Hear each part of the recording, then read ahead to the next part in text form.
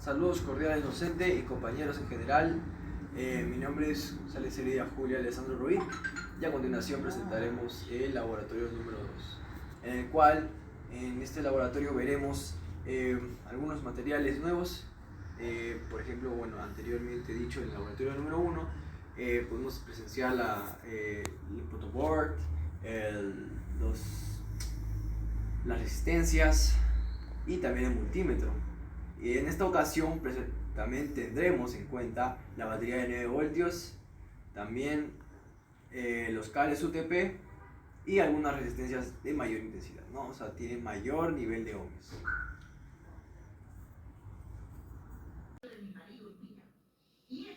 El protobar, utilizada en electrónica para prototipar circuitos electrónicos de manera rápida y sin necesidad de estar soldando y desoldar componentes electrónicos.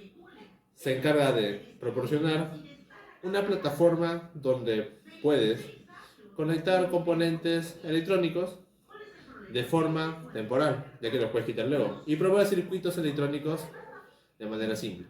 En el caso del multímetro, tenemos que es un instrumento de medición utilizado en electricidad y electrónica para determinar corriente, voltaje y resistencia, entre otras magnitudes electrónicas.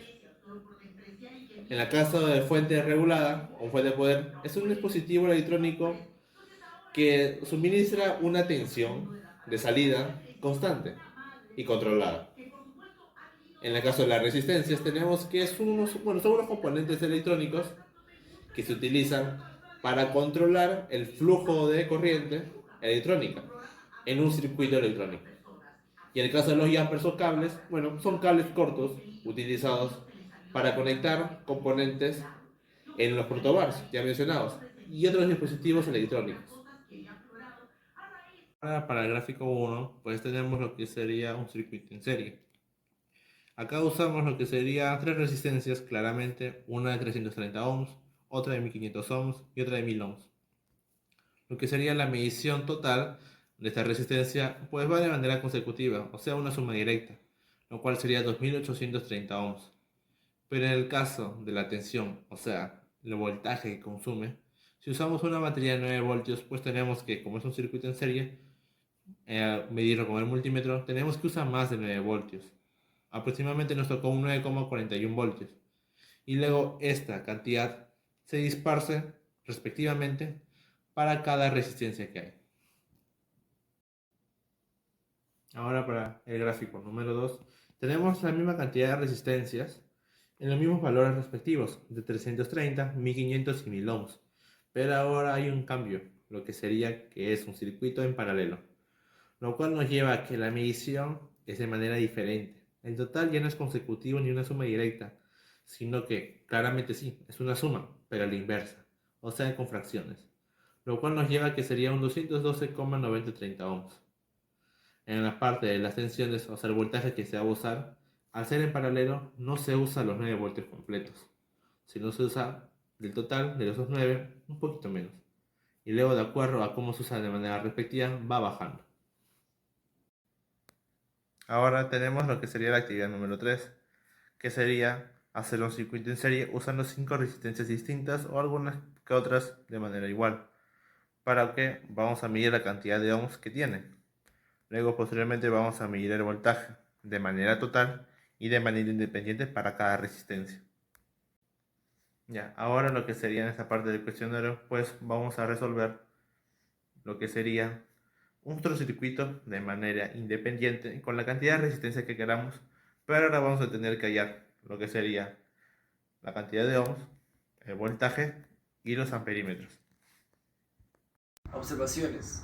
Durante el transcurso del laboratorio 2 presenciamos no mucha cooperación entre el equipo, ya que algunos sí sabían, otros no sabían qué hacer exactamente. Entonces hubo esa falta de comunicación entre ambos grupos o bandos, de los que sabían y no sabían.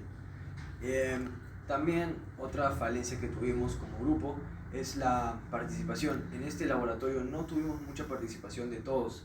Lamentablemente, puesto que ya la mayoría, bueno, algunos sí sabían qué hacer, otros no sabían qué hacer y estaban perdidos, ¿no? Pero como grupo pudimos afrontar ello y sacar todas nuestras fortalezas, que una de ellas sería, aún así seguiría siendo tratar, ¿no? El interés, ¿no? Por parte de cada uno. O sea, ni bien no participaba mucho o simplemente no entendía, trataba de meterse como sea, ¿no? Bien sea la expresión, ¿no? O sea, interesarse en el tema.